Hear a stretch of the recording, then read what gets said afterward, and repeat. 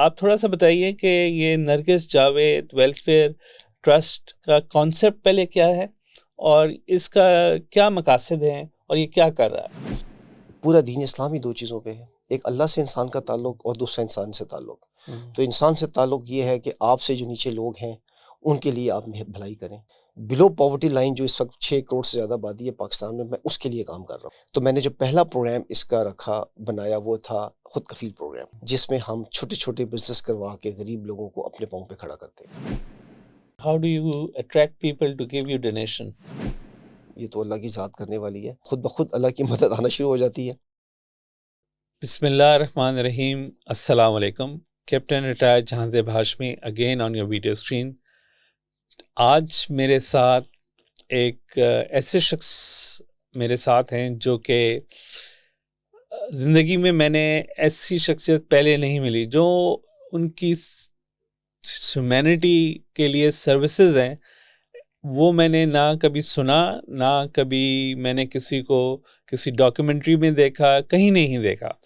اور دین سے بھی جو ان کو لگاؤ ہے اور ان کی اتنی ان کی ویل ریڈ ان کی معلومات ہیں about the holy book Quran and his services.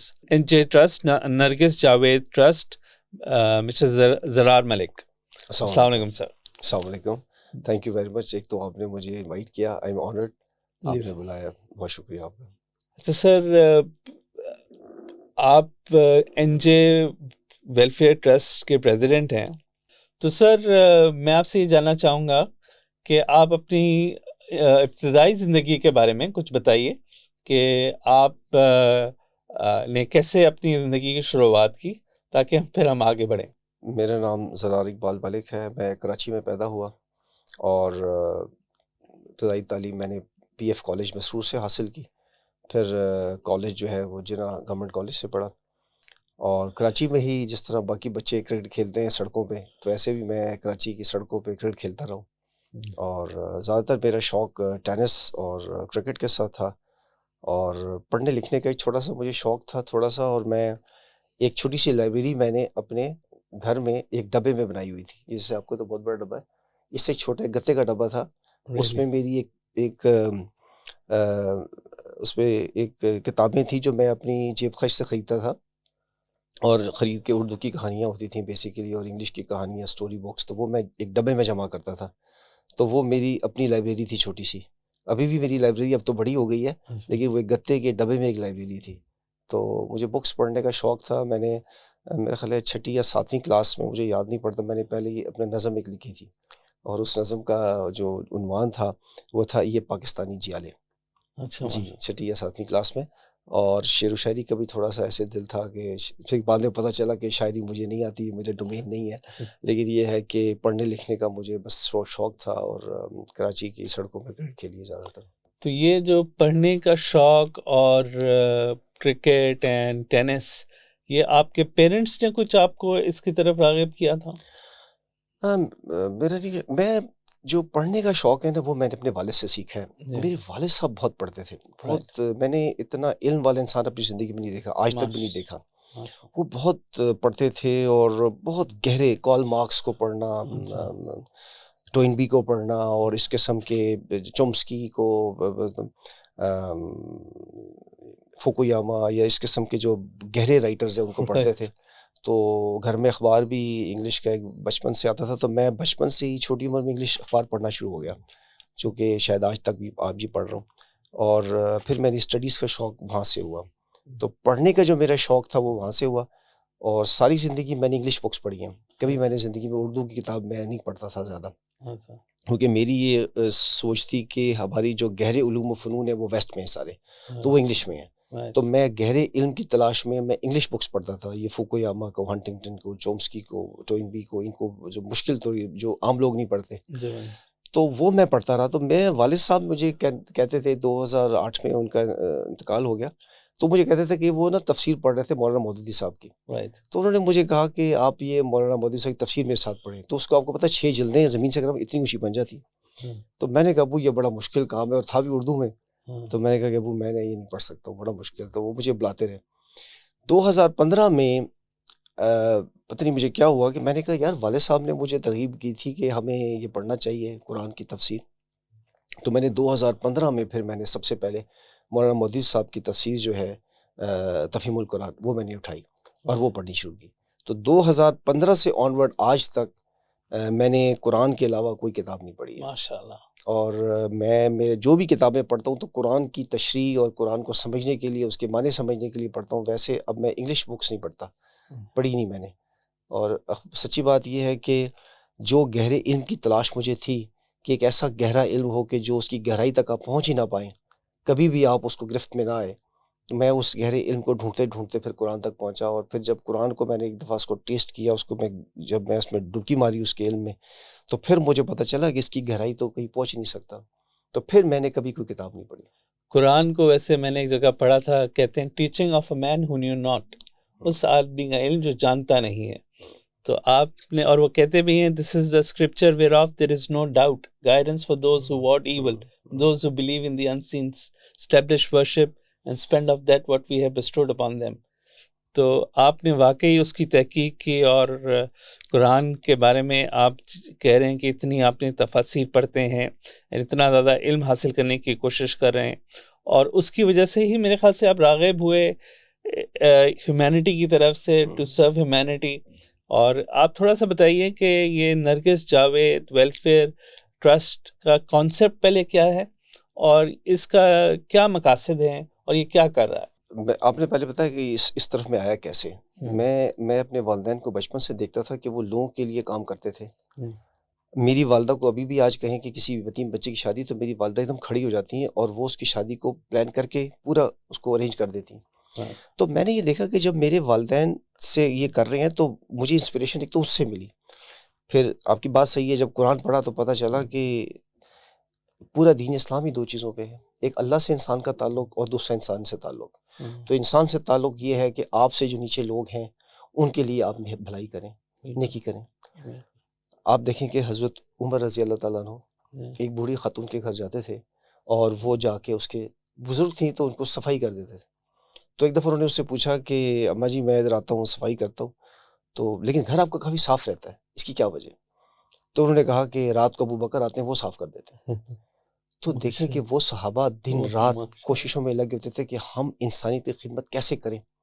حضرت عمر آپ نے سنا ہوگا نا کہ جب خلیفہ بنے تو جنگلوں میں اور بازاروں میں پھرتے تھے کہ دیکھیں کسی کو ضرورت تو نہیں ہے ان کی. تو ہمارے دین نے بھی ہمیں یہ سکھایا, قرآن کی ساری ٹیچنگ یہی ہے.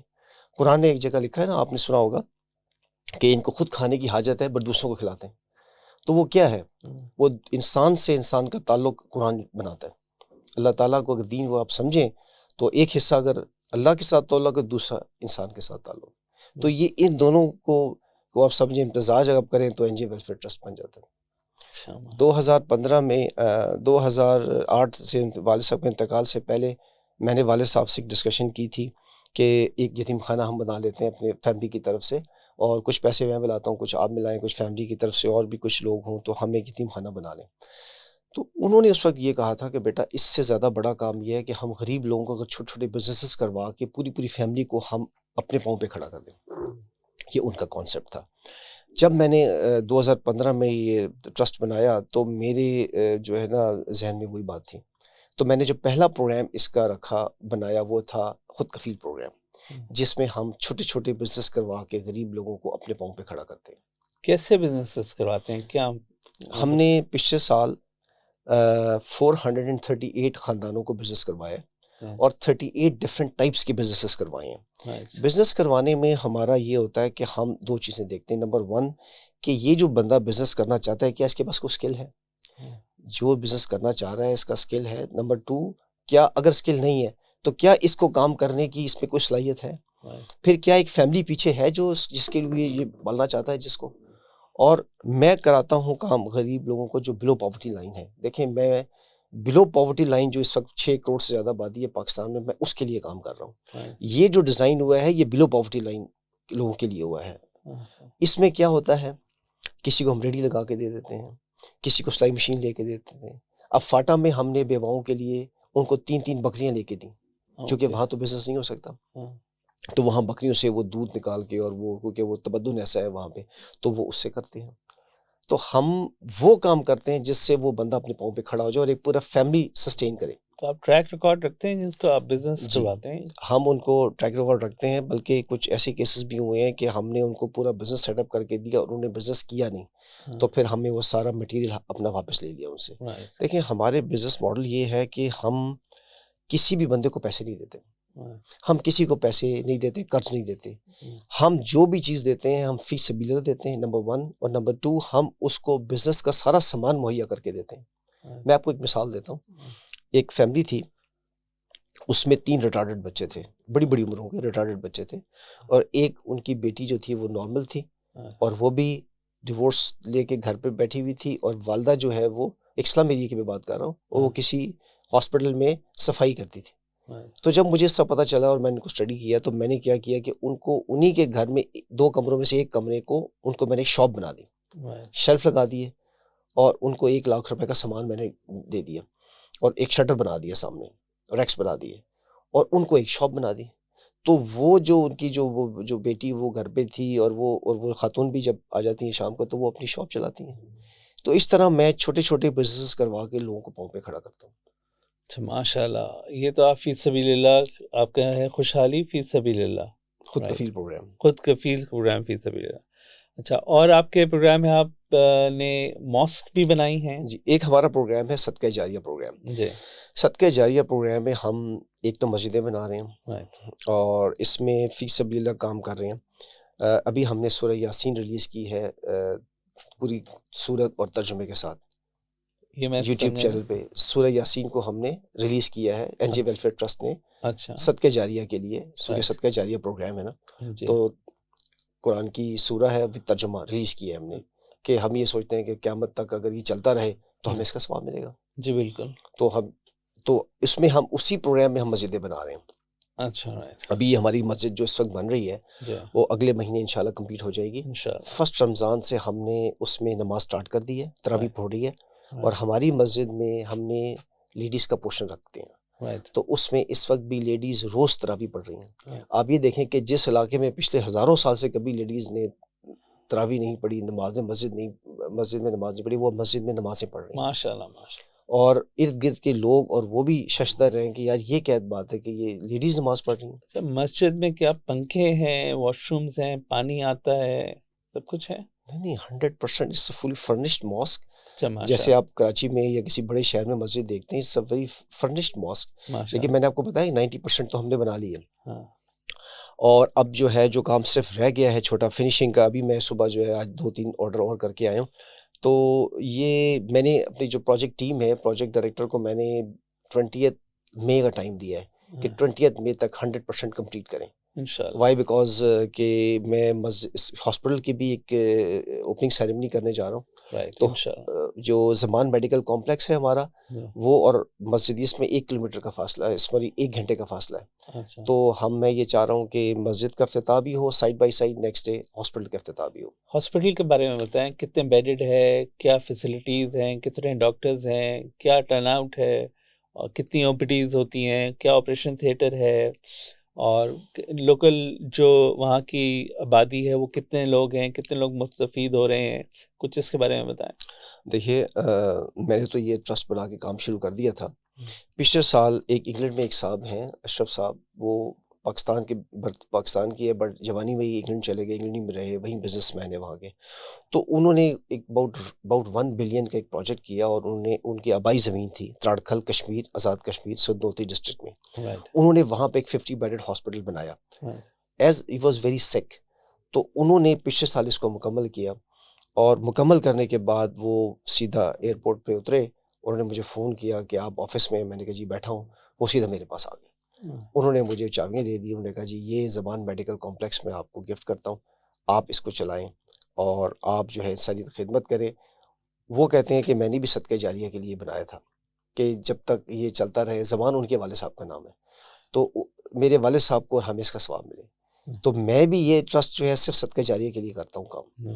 تو اس میں پھر میں نے زمان میڈیکل کمپلیکس کو ٹیک اوور کیا, ان سے لیا, اور یہ بیسیکلی 50 بیڈڈ ہاسپٹل. تراڑکھل ایک جگہ ہے, سدنوتی ڈسٹرکٹ ہے, راولا کوٹ سے آپ سے پہلے 1 گھنٹے کا فاصلہ ہے. اور وہاں پہ جو کشمیر میں آئی ڈونٹ نو آپ گئے ہیں کہ نہیں, وہاں پہ میڈیکل کی فیسلٹیز نہیں ہیں, آلموسٹ ناپید ہیں. لوگ وہاں کے لوگ دور دراز جاتے ہیں, پنڈی آتے ہیں اپنے مسائل کے حل کے لیے, اپنی بیماریوں کے علاج کے لیے.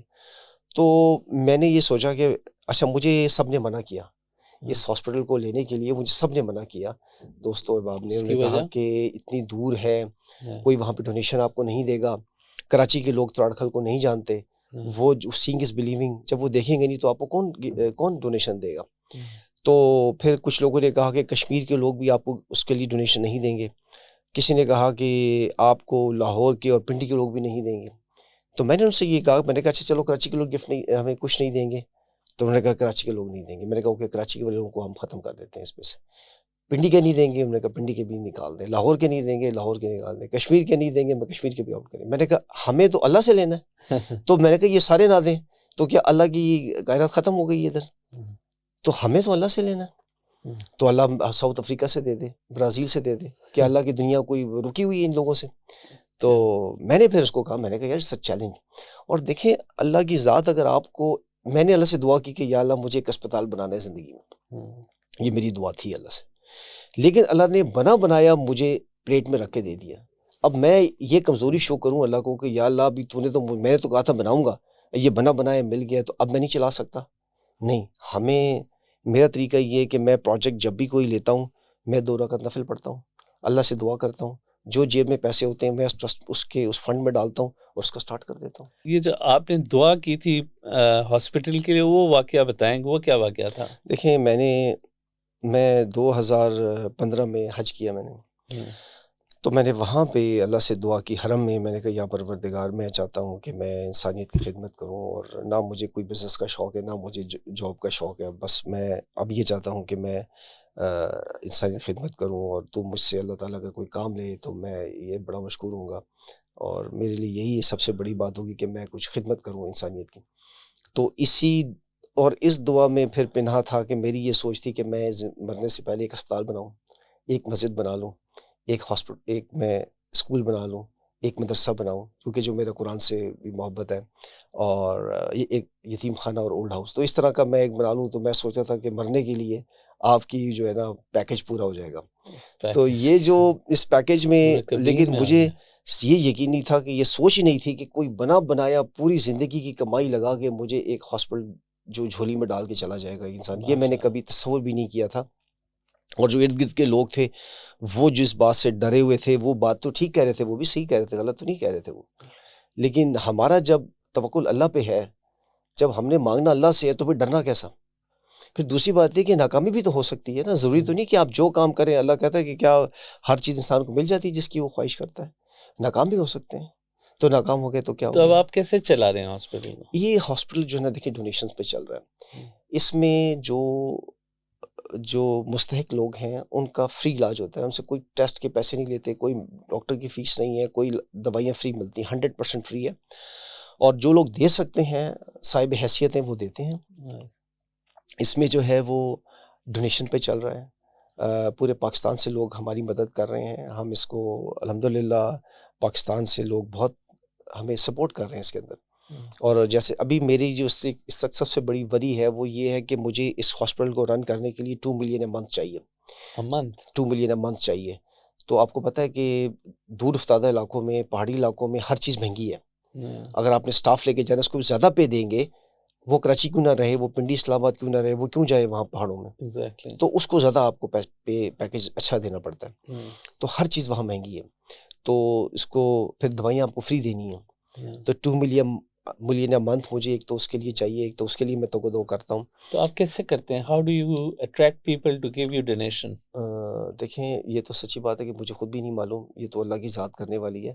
میں تو اپنا یہ مدعا, یہ اپنا پرابلم لوگوں کے سامنے رکھ دیتا ہوں, سوشل میڈیا پہ جا کے بات کرتا ہوں, اپنے دوست احباب سے بات کرتا ہوں, اپنی فیملی کے لوگوں سے بات کرتا ہوں, تو خود بخود اللہ کی مدد آنا شروع ہو جاتی ہے.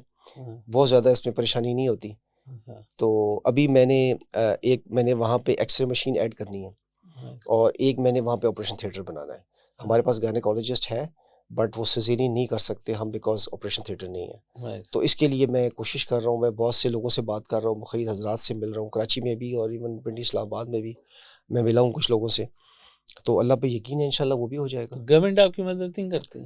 گورنمنٹ کا تو ابھی تک کوئی ایسی مدد نہیں آئی ہے. اچھا. لیکن دیکھیں میں آپ کو ایک بتاؤں کہ آپ نے گورنمنٹ کی طرف ہر وقت نہیں دیکھنا. گورنمنٹ تو اپنے ادارے نہیں چلا پا رہی. گورنمنٹ کے اپنے جتنے بھی ادارے ہیں، اسکولز ہیں، ہاسپٹلز چل نہیں رہے ہیں ان سے. ان کے فنڈ شاید ان کے پاس نہیں ہے. تو این جی اوز وغیرہ مدد نہیں کرتے کوئی اور دوسرے این جی اوز؟ میں تو اللہ کے علاوہ سے کس سے مدد مانگتا بھی نہیں ہوں. ماشاء اللہ ماشاء اللہ، آپ کا یقین توکل بہت زیادہ ہے، بہت زیادہ. توکل اتنا نہیں ہے، بٹ میں یہ کہتا ہوں کہ سوچتا ہوں کہ اگر اللہ سے مانگے زیادہ بہتر نہیں ہے. بالکل، اللہ ہی دینے والا ہے. اگر اللہ سے مانگے، یہ ایمان اگر آ جائے لوگوں میں کہ صرف اللہ سے مانگنا ہے اور اللہ ہی دے گا، تو پھر بات ہی ختم ہے. وہ تو ڈاکٹر اسرار احمد کہتے ہیں کہ تسمہ بھی اگر مانگنا ہے تو وہ بھی اللہ سے مانگے. تو آپ یہ بتائیے کہ اس کے علاوہ آپ ڈاوری دیتے ہیں یتیم لڑکیوں کو اور ان کی شادی کے لیے ارینجمنٹ کرتے ہیں، وہ کیا آپ کا پلان ہے؟ یہ ہمارا پروگرام ہے، اس کو ہم کہتے ہیں تحفۃ العروس پروگرام. تحفۃ العروس پروگرام یہ ہم نے بیسیکلی ڈیزائن کیا ہے ان یتیم بچیوں کے لیے جو بلو پاورٹی لائن ہے. دیکھیں میں نے آپ کو کہا یہ سارے پروگرام میرے بلو پاورٹی لائن لوگوں کے لیے ہیں. ہم ان کو کھانا دیتے ہیں بارات کے لیے اور ان کو ڈوری آئٹمس دیتے ہیں.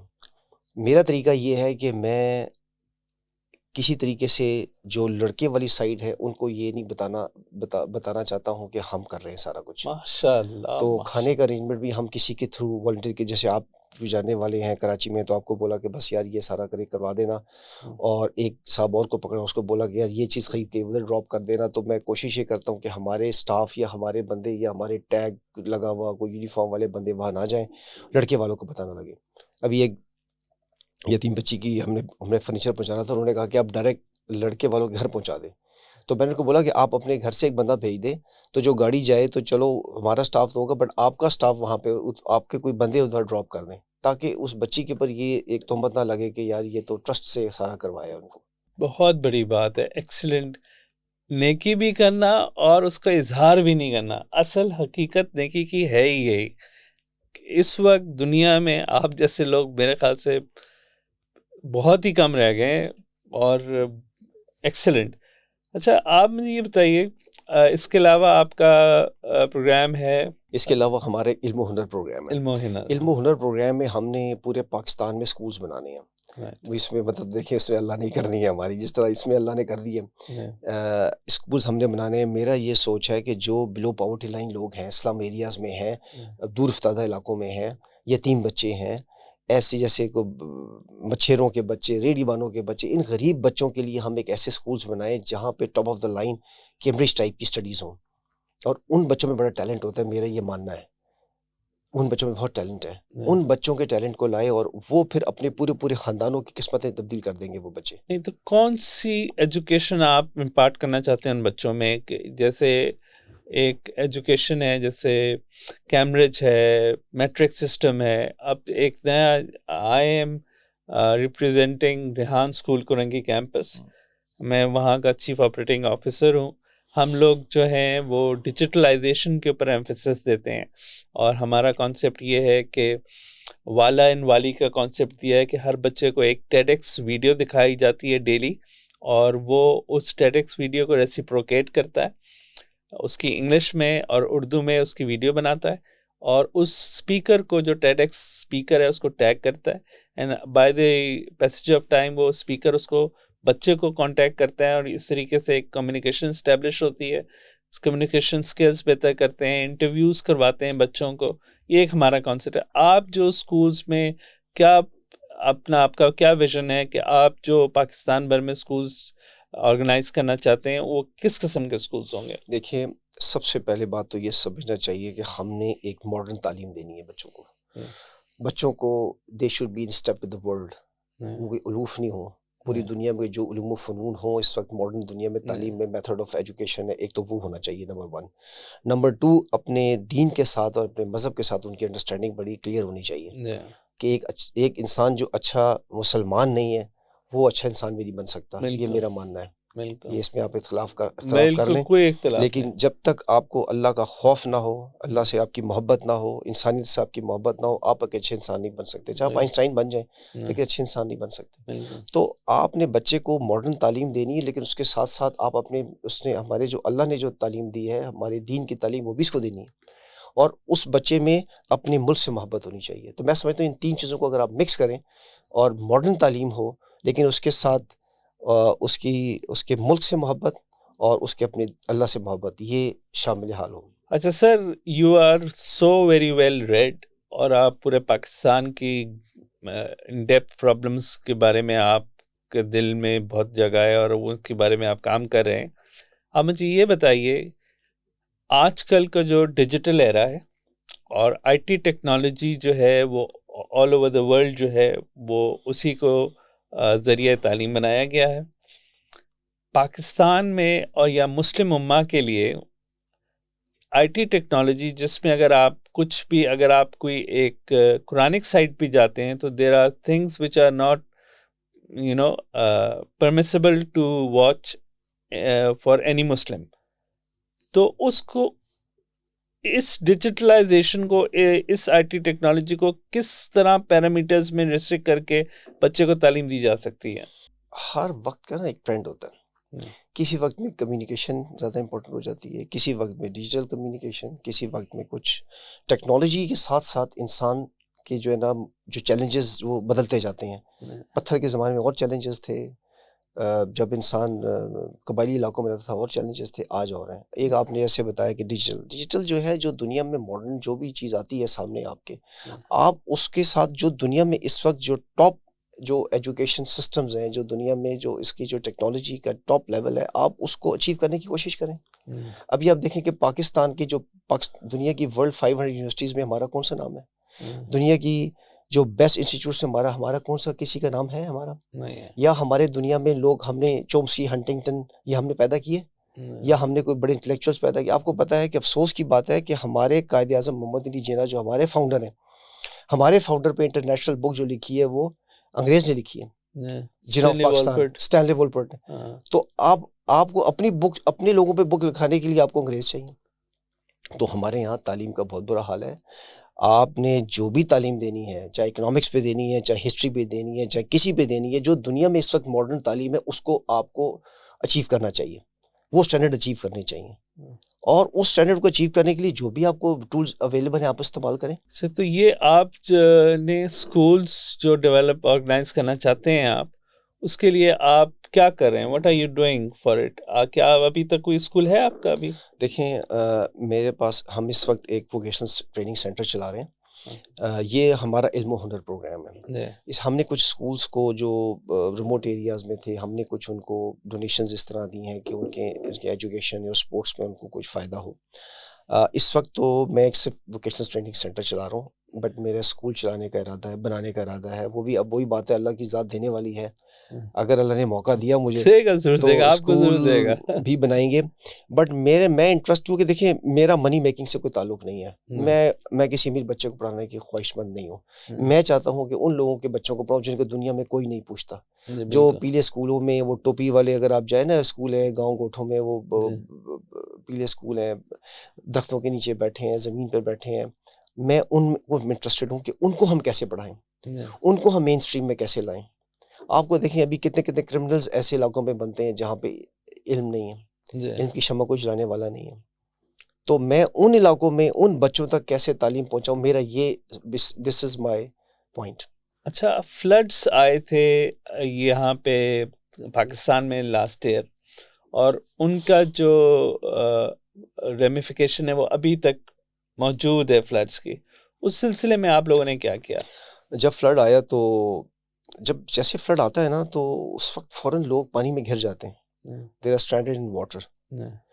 تو ہم نے کیا کیا کہ اس وقت ہم نے MREs ڈیولپ کی, MRE meal ready to eat, جیسے گڑ, میٹ ریڈی ٹو ایٹ, جی گڑ, بسکٹس, جوس, پانی کی بوتلیں, تل کے لڈو, وہ ہر چیز جو آپ امیجیٹلی کھائیں اور آپ کو بھوک آپ کی مٹ جائے. آپ پانی میں ہیں, گھرے ہوئے ارد گرد پانی ہے. تو ہم نے نیوی والوں سے بات کی, اور پاکستان نیوی کے جو ہوور کرافٹ ہیں, ان کے جو ہیلی کاپٹرز ہیں, ان کی مدد لے کے ہم نے اپنی جو MREs ہیں وہ ان لوگوں تک پہنچائی جو پانی میں پھنسے ہوئے تھے. تو یہ تو ہمارا پہلا سٹیپ تھا. اس کے بعد پھر جب وہ پانی تھوڑا سا ہٹا, لوگ جب اسکولوں میں اور دائمہ کیمپس میں آئے, پھر ہم نے راشن کی تقسیم شروع کی، پھر ہم نے پانی کی تقسیم کی، پھر ہم نے ٹینٹس لگائے، پھر ہم نے کمبل بانٹے، پھر ہم نے کپڑے بانٹے، تو جو بھی وٹ ایور جو بھی ان کی ضرورت تھی، نیڈس تھیں، وہ پوری کی. اور اس کے اندر ہمیں پورے پاکستان سے بلکہ باہر سے بھی لوگوں نے بہت مدد کی. میں سمجھتا ہوں کہ اتنا کام ہم نہیں کر سکتے تھے جتنا اللہ تعالیٰ نے ہم سے کروایا، اور وہ لوگوں کی مدد سے ہوا ہے. اور جہاں جہاں ہم گئے ہیں وہاں ہمیں والنٹیئرز ملتے گئے. آپ دیکھیں کہ ابھی ہم نے، اگر آپ ہمارے چینل کو بھی دیکھیں نا، تو سندھ یونیورسٹی کیمپس جو لاڑکانہ میں ہے، اس میں ہم نے ایک تقریب بھی کی تھی. اس میں 100 فیملیز کو ہم نے بزنس مٹیریل پرووائڈ کیا، وہی جو فلڈ افیکٹیز تھے، سو دیٹ وہ اب اپنے پاؤں پہ کھڑے ہوں. ان کے گھر گر گئے، سب ہو گیا، تو اب ہم نے کہا کہ وہ اپنے پاؤں پہ کیسے کھڑے ہوں. تو ہم نے ان کے لیے 100 فیملیز کو ہم نے اپنے پاؤں پہ کھڑا کیا. اور ہم نے ایک بیوہ جو تھی جس کا گھر گر گیا تھا، وہ معذور بیوہ ہے، اس کو ہم نے پورا مکان بنا کے دیے. ماشاءاللہ. تو جو بھی ہمارے پاس فنڈز تھے وہ ہم نے لگا دیے اس میں. تو یہ کہاں سے آتے ہیں آپ کے پاس فنڈز؟ پھر میں یہ پوچھوں گا اللہ آپ کو اتنا کہاں سے دے رہے ہیں؟ آپ کہہ رہے ہیں باہر سے بھی، انٹرنیشنلی بھی آپ کو ڈونیشنز آئیں؟ پاکستانی جو باہر ہیں وہ بہت پاکستان سے محبت کرتے ہیں، اور وہ پاکستان کے لیے کچھ کرنا چاہتے ہیں. اور جب ان کو پتہ چلتا ہے ہمارا، my younger brother is in U K, my younger sister she is in U K, my uncles extend family they are abroad, so وہ بھی بہت ہیلپ کرتے ہیں. ابھی میں مسجد میں میں ایک جگہ پھنس گیا تھا تو کنسٹرکشن کرتے ہوئے، تو مجھے میرے کزن آسٹریلیا میں، اس نے مجھے فنڈز بھیجے کہ بھائی یہ مسجد کو کمپلیٹ کرنے کے لیے. تو پورے پاکستان سے لوگ ہیلپ کرتے ہیں. آپ یقین کریں گے کہ فلڈ کے اندر ہم نے اپنا فلڈ کیمپ بھی لگایا ہوا تھا، تو مجھے ایک غریب بیوہ نے 5000 روپے بھیجے. تو مجھے جب انہوں نے بتایا کہ سر اس طرح سے ایک بہت ہی بیوہ خاتون ہے، غریب ہے، اور انہوں نے 5000 روپے، تو میں نے کہا انہوں نے کیسے بھیجے؟ تو انہوں نے کہا کہ کہتے ہیں کہ سر، وہ کہتے ہیں کہ ہمارا بھی تو اس میں کچھ نہ کچھ حصہ ہو. ایک بچہ جو تھا جو وہاں پہ گاڑی صاف کرتا ہے، گاڑی آپ دیکھو، گاڑی کی ٹائر صاف کرنے میں چھوٹے چھوٹے بچے ہوتے ہیں جی، تو اس نے ہمیں ایک دن 500 روپیز لا کے دیے. تو میں نے اس کو بولا، میں نے اس کو بچے کو بلایا، میں نے کہا یہ بیٹا آپ نے، تو کہتا کہ یار آپ غریبوں کے لیے اتنا کام کر رہے ہو تو پھر میرا بھی حصہ ہونا چاہیے، کچھ ہم بھی کریں گا. تو ایسے لوگ بہت سارے ہیں. نیک لوگوں کے ساتھ نیک لوگ ہی ملتے ہیں. یہ تو میرے خیال سے حدیث بھی آپ بہتر بتائیں گے کہ جیسے اچھے لوگ ہوتے ہیں ان کے ساتھ اچھے ہی لوگ ہوتے ہیں، انہی میں اٹھائے جائیں گے. Birds of same feather flock together. تو سر آپ یہ بتائیے کہ اب اس پوزیشن پہ پہنچ کر what is like your vision about Pakistan? Pakistan میں آپ کیا دیکھنا چاہتے ہیں؟ کس طریقے سے اپنے آپ کو اور مطلب ایکسٹینڈ کرنا چاہتے ہیں؟ اور what do you see after 5 years Pakistan would be basically؟ دیکھیں، اگر آپ پاکستان کی ہسٹری پڑھیں نا، تو پاکستان ہسٹری جو بھی بندہ پڑھے وہ حیران و پریشان ہو جاتا ہے. ہماری ہسٹری بڑی خراب ہے. ہم نے ملک بنایا، پاکستان کا سب سے بڑا ملک، دنیا کا سب سے بڑا اسلامی ملک، وہ ہم نے توڑ دیا. ہمارے ملک کی ایک آسان سی، میں آپ کو لٹمس ٹیسٹ بتا دوں کہ جب بھی آپ اخبار اٹھا لیں کچھ عرصے کے بعد، تو آپ کو یہ ایک شہ سرخی نظر آئے گی کہ پاکستان ایک نازک موڑ سے گزر رہا ہے. تو یہ نازک موڑ ختم ہی نہیں ہو رہے ہیں. اللہ کے رازوں سے راز ہے. یہ چلتے جا رہے ہیں. ہمارا ملک آگے کیا ہوگا یہ تو اللہ بہتر جانتا ہے. لیکن دیکھیں، قرآن میں اللہ تعالیٰ نے قوموں کے بارے میں ایک بات فیصل کر دی ہے. اللہ نے کہا ہے قرآن میں کہ جب تک قوم خود اپنے آپ کو تبدیل کرنے کا فیصلہ نہیں کرتی، اللہ اس کے لیے کچھ نہیں کرتا. یہ علامہ اقبال نے ایک شعر بھی آپ کو سنا ہوگا، بڑا مشہور شعر ہے، اللہ نے آج تک اس قوم کی حالت نہیں بدلی، نہ ہو جس کو خیال خود اپنی حالت کے بدلنے کا. تو یہ علامہ اقبال نے بھی قرآن سے لیا ہے، یہ ان کا اپنا نہیں ہے. تو اگر پاکستانی قوم فیصلہ جب تک نہیں کرے گی کہ ہم نے اپنے آپ کو تبدیل کرنا ہے، تو ملک میں کوئی تبدیلی نہیں آ سکتی. تبدیلی آئے گی عوام کے مزاج سے، عوام کے شعور سے، عوام کے فیصلے سے. تو آپ نے کہا کہ ہم دیکھیں، میں I am a humble person, میں جو اپنی کیپیسٹی میں کر سکتا ہوں اپنے ملک کے لیے کروں. دیکھیں، جب لوگ کہتے ہیں نا بہت سے آج حالات خراب ہیں، کل حالات خراب ہیں، تو میں یہ ان سے سوال پوچھتا ہوں کہ جب کوئی انسان پیدا ہو ہلاکو خان کے زمانے میں تو وہ کیا کرے؟ ایک انسان پیدا ہو فرعون کے زمانے میں، وہ کیا کرے؟ ایک انسان پیدا ہو جو انگریز کی غلامی پر، وہ پھر کیا کرے؟ اگر آپ یہ سوچیں کہ حالات خراب ہیں تو ان کے حالات کتنے خراب تھے اس وقت جو لوگ تھے. قرآن میں ذکر ہے نا اس شخص کا کہ جس نے فرعون کے دربار میں دونوں پیغمبروں کی تائید کی اور ان سب کو اللہ سے ڈرایا. قرآن میں ذکر ہے اس کا. تو ایسے لوگ تو پیدا ہوتے ہیں. یعنی کہ اس سے یہ پتہ چلتا ہے کہ جتنے بھی حالات خراب ہوں، آپ کو اللہ تعالیٰ کے راستے پہ نکلنا پڑے گا. آپ کے بدر کے میدان میں آپ گھوڑے اتاریں گے تو پھر فرشتے آئیں گے نا, یا پہلے فرشتے آ جائیں گے آپ کے لیے. تو اسی سے کنیکٹڈ کوشچن کروں گا, پاکستان میں اور زرار ملک کیسے پیدا ہو سکتے ہیں؟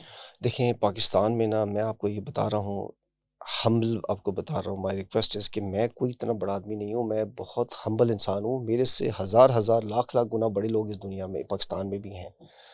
ہم نے دیکھیں ایک سمجھ یہ ہونی چاہیے کہ میں جو بھی کام کر رہا ہوں, میں جو بھی عمل کر رہا ہوں, قیامت کے دن مجھے اس کا حساب دینا ہے. چاہے اللہ نے قرآن میں لکھا کہ آپ کی عمل رائی کے دانے کے برابر بھی اور ہو بھی کسی پہاڑ کے نیچے, کسی زمین کے اندر, تو قیامت کے دن وہ کھول کے سامنے رکھ دی جائے گی.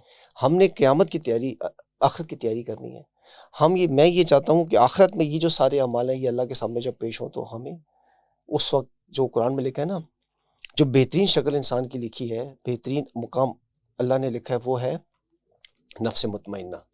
اگر کسی شخص کو نفس مطمئنہ حاصل ہو جائے, یہ دنیا میں انسان کا سب سے بڑا مقام ہے. اس سے بڑا کوئی مقام قرآن میں نہیں ہے انسان کے لیے. میں پیغمبر کی بات نہیں کر رہا. نفس مطمئنہ حاصل ہو جائے تو اللہ تعالیٰ کیا کہتا ہے, راضیۃ مرضیہ, میں اس سے راضی, وہ مجھ سے راضی. اور پھر کیا آگے لکھا ہے کہ جاؤ میں جنت میں داخل ہو جاؤ. تو اگر آپ نے اس جنت پہ داخل ہونا ہے تو یہ راستہ آپ کو اڈاپٹ کرنا پڑے گا. اور وہ جو نفس مطمئنہ ہے, وہ نفس مطمئنہ کیا ہے, وہ یہ ہے کہ جو بھی مسائل آئیں آپ نے اللہ پہ توکل نہیں چھوڑنا, آپ نے استقامت دکھانی ہے, اور جب اللہ آپ کو دے تو آپ نے شکر گزاری کرنی ہے. Beautiful, amazing. اچھا سر, دل تو چاہتا ہے کہ میں گھنٹوں یہاں بیٹھا رہوں اور آپ کی زبردست باتیں سنتا رہوں, کیونکہ اٹس ناٹ اونلی کہ I am impressed, I am also influenced.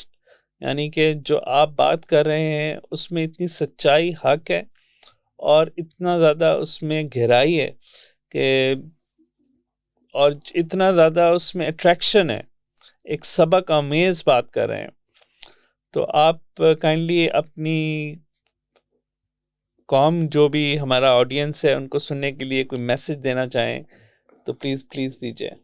میں یہ سمجھتا ہوں کہ ہر انسان کے سامنے ایک سوال ہوتا ہے, دنیا کے ہر انسان کے سامنے, چاہے وہ کسی بھی مذہب کا ہو, کہ یہ کائنات کیوں بنی, میں کیوں ہوں, میرا کیا مقصد ہے. اگر کوئی یہ دو سوالوں کے جواب کسی کو مل جائے نا, تو میں سمجھتا ہوں یہ زندگی کی گتھیاں سلجھانا بہت آسان ہے. کہ یہ کائنات کیوں بنائی گئی, اور انسان کا یا اس کا ذاتی, جہاں زیب صاحب کا اس میں مقام کیا ہے, وہ کیوں بنایا گیا ہے, وہ کیا کر رہا ہے یہاں پہ, کیوں آیا ہے, کیوں بھیجا گیا ہے, آنکھ ناک کان دے کے جو بھی آپ نے کہا نا. اگر یہ سوال ہر انسان کو جاننے چاہیے, میں اگر آپ کہیں تو میں اس کو آپ کو بتا دوں, کیونکہ یہی اصل ہے, ہر انسان کی اصل یہی ہے, یہی سوال ہے جو انسان کو مرنے تک اس کو بادر کرتا رہتا ہے. بلکہ بہت سے لوگوں کو تو مرنے کے قریب زیادہ یہ سوال سامنے آ جاتا ہے ان کے. آپ چاہے تو میں آپ کو بتا دوں. بتائیں پلیز. دیکھیں اللہ تعالیٰ نے قرآن سے میں نے جو سمجھا ہوں کہ اللہ تعالیٰ ایک ایسی کائنات بنانا چاہتا ہے جو ابدی کائنات ہو, جو ہمیشہ کے لیے ہو, اور اس میں انسان وہ ہو کہ جو ہمیشہ کی زندگی جیے. یعنی کہ اللہ ہمیشہ سے ہے, انسان ہمیشہ سے نہیں ہے, بٹ اللہ ہمیشہ رہے گا. تو جو انسان اس میں پیدا ہو پھر وہ ہمیشہ رہے, جتنی عمر اللہ کی اتنی عمر انسان کی. یعنی کہ آپ یہ سمجھیں کہ یہاں کی زندگی 70-80 سال کی ہے, 90 سال, 100 سال. تو اگر آپ جتنے گرینز آپ کے آئی لینڈس پہ ہیں, جو آپ کے بیچز میں ہیں, اس کو 0 بنا دیں, 1 لگا دیں, تو جتنی زندگی بنے وہ بھی پھر کم ہو جائے گی, ہمیشہ کی زندگی. تو اللہ کہتا ہے کہ میں ہمیشہ کی زندگی بنانا چاہتا ہوں. اس کے لیے میں انسان کو پیدا کیا ہے تاکہ وہ جو خواہش رکھتا ہے اس کی پوری ہو. اس کی سلطنت بنانے کی خواہش ہے, اس کی جائیداد کی خواہش ہے, اس کی اولاد کی خواہش ہے, اس کو اپنی فطری اور جو خواہشات ہوتی ہیں وہ ہوں, وہ میں انسان کو دوں. تو اس کو بنانے کے لیے ایک طریقہ تو یہ تھا نا کہ اللہ اسٹریٹ بناتا اور بنا کے 2-4 لاکھ کروڑ 50 کروڑ بندے وہاں بٹھا دیتا. لیکن اللہ نے یہ کیا کہ اللہ تعالیٰ نے ایک یہ دنیا بنائی, ٹیسٹنگ گراؤنڈ. اللہ چاہتا ہے کہ یہاں پہ لوگ آئیں, ان کو انسانوں کے ساتھ رہیں, وہ ان کے ساتھ ڈفرینٹ حادثات پیش آئیں, اسر اور یسر دونوں ہو. اس کے ساتھ اللہ پھر دیکھنا چاہتا ہے بیسیکلی کہ اس جنت کے لیے کون لوگ کوالیفائی کرتے ہیں. جو لوگ کوالیفائی کریں گے وہ ہے اصل مقام, وہ جنت اصل جگہ رہنے کی, وہ ہے عیاشی کی جگہ, وہ ہے جاگیریں بنانے کی جگہ, وہ ہے سلطنت بنانے کی جگہ. یہ وہ جگہ نہیں ہے. تو جو انسان اس دنیا میں یہ سوچ کے رہے کہ میں نے کل اس ٹیسٹ سے پاس ہونا ہے, میں نے کل اللہ کے پاس سامنے کھڑے ہونا ہے, میرا اعمال نامہ یا دائیں یا بائیں ہاتھ میں مجھے دیا جائے گا، یا میں جنت میں جاؤں گا یا میں نہیں جاؤں گا، اور اگر جنت میں کوالیفائی نہیں کرتا تو پھر میں نے جہنم میں جانا ہے۔ اگر یہ انسان کو سمجھ آ جائے تو پھر قرآن میں اللہ تعالیٰ نے لکھا ہے کہ یہ دنیا کی حقیقت ایک مچھر کے پر کے برابر ہے۔ اور کتنی دور ہے، کتنی دور ہے کائنات، قیامت؟ انسان سوچتا ہے نا کہ یار ہزاروں سال سے دنیا تو ہے، تو قیامت تو کبھی نہیں آئی تو کوئی نہیں ہے۔ تو اللہ تعالیٰ قرآن میں لکھتے ہیں کہ قیامت کا آنا ایسے ہی ہے جیسے پلک کا جھپکنا، یا اس سے بھی کم، کیونکہ انسان تو اپنے دن اور رات سے دیکھ رہا ہوتا ہے نا کہ کتنے ہزار سال ہو گئے، اتنے 100 سال ہو گئے، اور مجھے 70-80 سال ہو گئے، آئی تو کوئی نہیں قیامت۔ لیکن اللہ یہ کہتا ہے کہ یہ قیامت جو ہے یہ ایسا ہی ہے جیسے پلک کا جھپکنا، یا اس سے بھی کم۔ تو یہ جو انسان کی زندگی 70-80-100 سال کی ہے، یا آپ اس میں اپنی مرضی سے اپنی خواہشات کو خدا بنا کے زندگی گزاریں، یا آپ اپنے حقیقی جو خدا ہے اللہ تعالیٰ رحیم و کریم ذات کے حکم کے مطابق اس زندگی کو گزاریں، تاکہ آخرت کی زندگی میں وہ تمام چیزیں آپ کو ملیں جو آپ کی خواہش ہے۔ قرآن میں لکھا ہے اللہ تعالیٰ کہ انسان کو ہر وہ چیز ملے گی جس کی وہ خواہش کرے گا۔ دیکھیں نا، یہاں بھی تو خواہشات کے حصول کے لیے جنگ چل رہی ہے نا، اور کیا ہے؟ جی بالکل۔ تو جو انسان خواہش کرے گا اللہ تعالیٰ نے قرآن میں لکھا ہے وہ اس کو دے دی جائے گی جنت میں۔ اچھا تو یہ بتائیے، اللہ پہ یقین ہی نہیں آتا ہے، لوگ یہ سمجھتے ہیں کہ اپنی اس میں پڑے ہوئے ہیں، سیلفش اس میں وشز میں پڑے ہوئے ہیں کہ کسی طرح میں یہ کما لوں، یہ کر لوں، یہ بڑی گھر بنا لوں، گاڑی بنا لوں، بڑا عہدہ لے لوں، مشہوری فیمس ہو جاؤں۔ اللہ کو تو یاد ہی کوئی نہیں ہے، تو وہ یقین کیسے پیدا ہوگا؟ دیکھیں، یا تو یہ دنیا دیکھیں امتحان گاہ اسی لیے ہے۔ آپ اپنی ماں کے پیٹ سے ننگے پیدا ہوئے، کوئی آپ کے پاس کپڑے نہیں تھے، چاہے آپ اچھے گھر میں پیدا ہوئے یا برے گھر میں پیدا ہوئے، آپ کو جو کچھ بھی ملا ہے، چاہے صحت ملی ہے، جان ملی ہے، آنکھیں ہیں، کان ناک، یا آپ کو جو صلاحیتیں دی گئی ہیں وہ بھی اللہ نے دی ہیں، جو آپ کو دولت ملی ہے وہ بھی اللہ کی طرف سے۔ اگر یہ آپ کو سمجھ نہیں آ رہی تو پھر انتظار کریں قیامت کا، وہ آئے گی تو پتہ چل جائے گا۔ اور انسان کے قرآن میں اللہ نے لکھا ہے کہ انسان کی نظریں بہت تیز ہوں گی اس وقت وہ ہر چیز کو سمجھ لے گا۔ اس وقت تو دیکھیں نا، پہلے زمانے میں شرک ہوا کرتا تھا، انسان اللہ کو ہمیشہ سے مانتا ہے، دنیا میں کوئی ایسی قوم نہیں ہے جو خدا کو نہیں مانتی ہو یا کسی ذات کو نہیں مانتی ہو، لیکن وہ شرک کرتے تھے، وہ خدا کی ذات اور اس کی صفات میں کسی کو شامل کرتے تھے۔ یہ پورا قرآن شرک کے لیے، شرک کے اگینسٹ نازل ہوا۔ لیکن آج انسان نے کیا بنا دیا ہے؟ آج تو انسان یہ کہتا ہے کہ انسان سرے سے خدا نام کی کوئی چیز ہے ہی نہیں۔ اب تو شرک ختم ہو گیا، اب ایک الحاد کا دور ہے۔ وہ کہتے ہیں کہ کوئی اللہ ہے ہی نہیں، یہ آٹو پہ یہ ایوالو ہو رہی ہے، دنیا خود بن رہی ہے۔ تو انسان اتنا بیوقوف ہے کہ وہ روز دیکھتا ہے سورج نکل رہا ہے صبح ٹائم پہ، گھڑی کے مطابق نکل رہا ہے، کیلنڈر کے مطابق نکل رہا ہے، روز چاند آ رہا ہے، ٹائم پہ آ رہا ہے، ٹائم پہ جا رہا ہے، صبح ہو رہی ہے، شام ہو رہی ہے۔ انسان دنیا میں یہ مرد اور عورت کا تناسب کون رکھا ہوا ہے؟ کس نے مینٹین کیا ہوا ہے؟ یہ آپ کو فیکلٹیز کس نے دی ہیں؟ آپ کو آنکھیں کس نے دی ہیں؟ آپ کی باڈی آج تک انسان اس کو دریافت نہیں کر سکا، مکمل اس کو عبور نہیں ہے اس کا۔ اس کے ماں باپ اس کو کس نے دیے؟ اس کو روزی کون دے رہا ہے؟ اگر انسان اتنا بیوقوف ہے کہ عقل رکھتا ہے، فہم رکھتا ہے، انسان خدا کی اس دنیا میں تمام جو نعمتیں اپنے ارد گرد دیکھ رہا ہے، لیکن وہ پھر خدا کو مانتا نہیں ہے، یا اس کو خدا کی یاد نہیں آتی، یا اس کو خدا کا شکر گزار نہیں بنتا، تو پھر وہ اپنے انجام کو بھگت لے گا۔ بالکل صحیح کہہ رہے ہیں آپ۔ وہ کجیٹو ارگو سم گاتا I think therefore I am. تو the thought which perturbs me the most is the ignorance of the purpose I am. آپ یہ دیکھیں کہ حضرت نوح علیہ السلام نے قرآن میں لکھا ہے 950 سال تبلیغ کی ہے، 950 سال تبلیغ کے اینڈ پہ کیا بنا؟ صرف ایک کشتی بنی، صرف ایک کشتی کے لوگ۔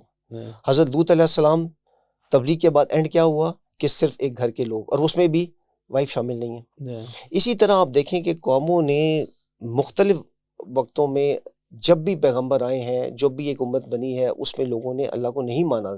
تو یہی تو فرشتے کہہ رہے تھے کہ پہلے دن کہ اللہ تعالیٰ آپ انسان کو اس دنیا میں جو بنا رہے ہیں، آپ اس کو اس کی دنیا کا کنٹرول دے رہے ہیں، تو یہ انسان جو ہے وہ نہیں مانے گا، یہ آپ کی بات نہیں مانے گا، یہ خریزی کرے گا۔